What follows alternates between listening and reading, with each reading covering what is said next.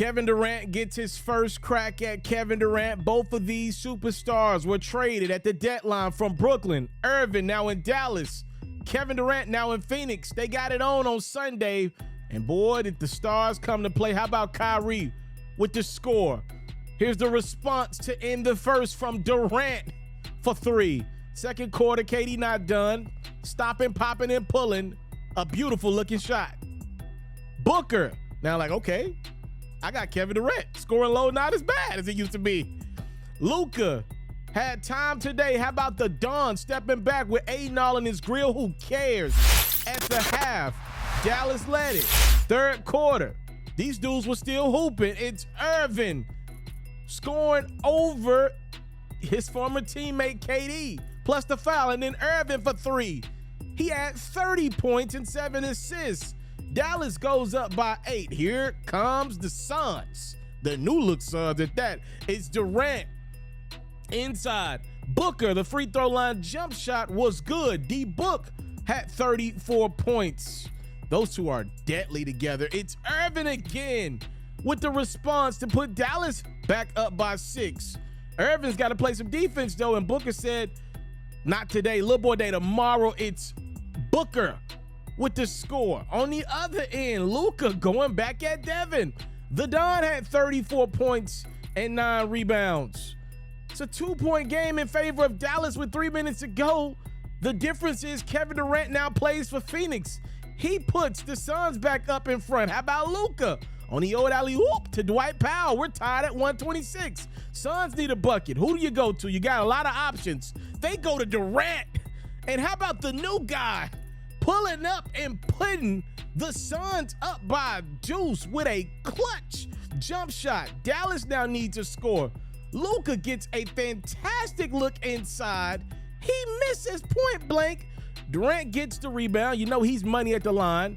And how about it? The Suns improved to 3-0 since they made the Durant trade and he's played.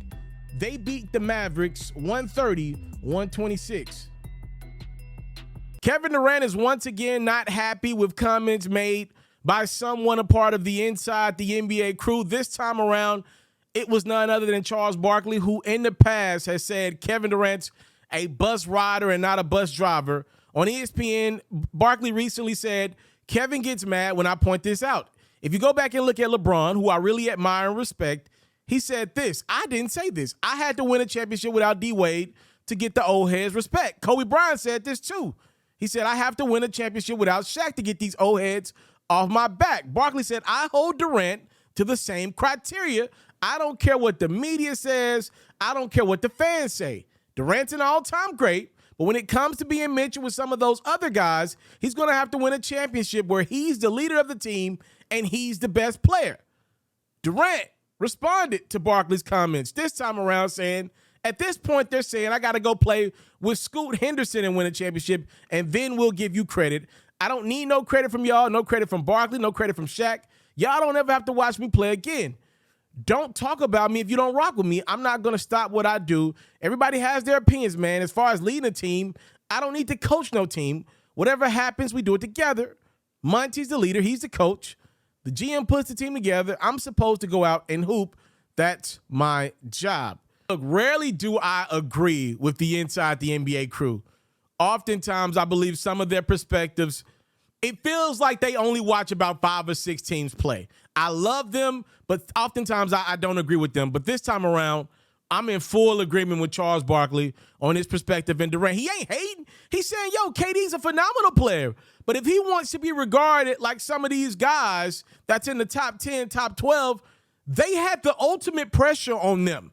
Look, I'll use myself for an example. I'm a journalist. I shoot content every single night. I edit my own stuff. Everything's on me. It's all my scripts. It's all on me.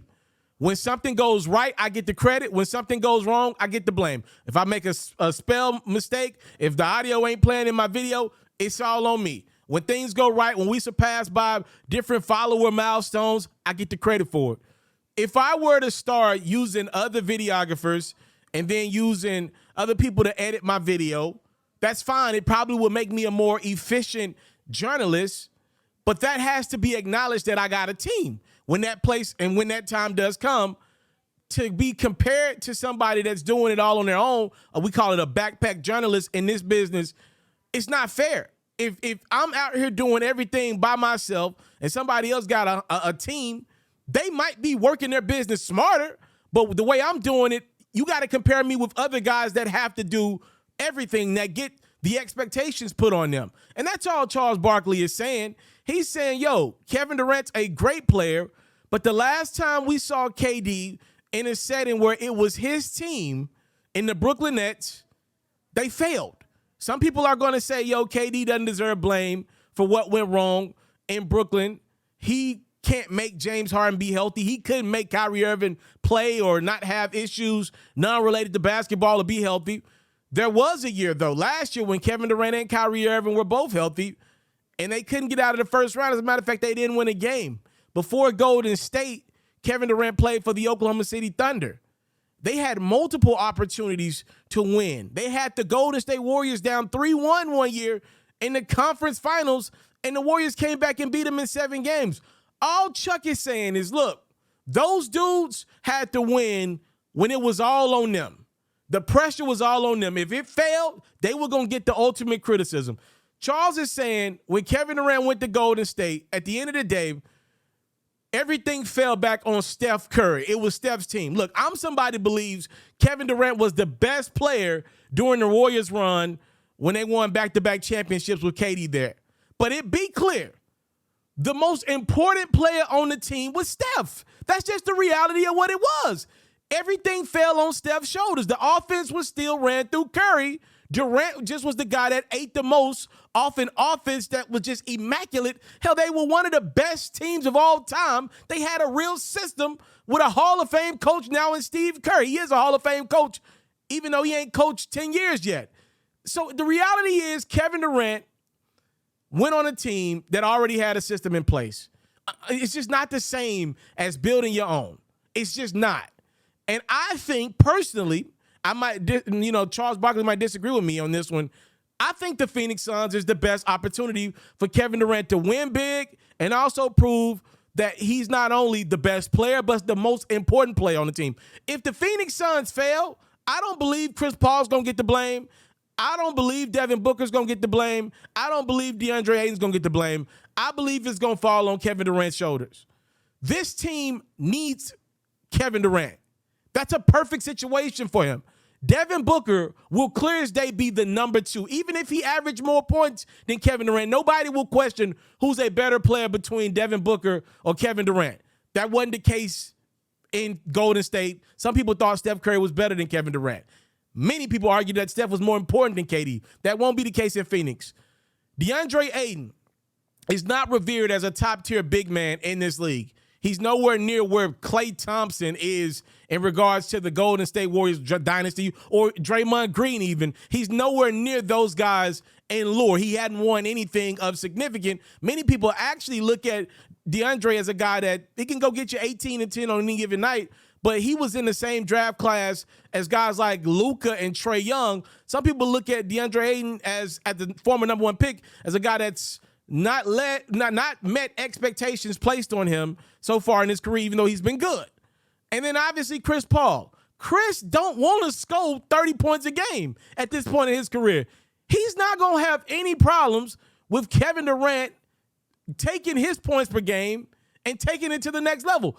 I think this is the perfect situation for Kevin Durant to be the best player and the most important player. I think it's a great opportunity for Kevin Durant to win a championship and finally get some of what he didn't get after he won 2 straight championships in Golden State and even won 2 finals MVPs.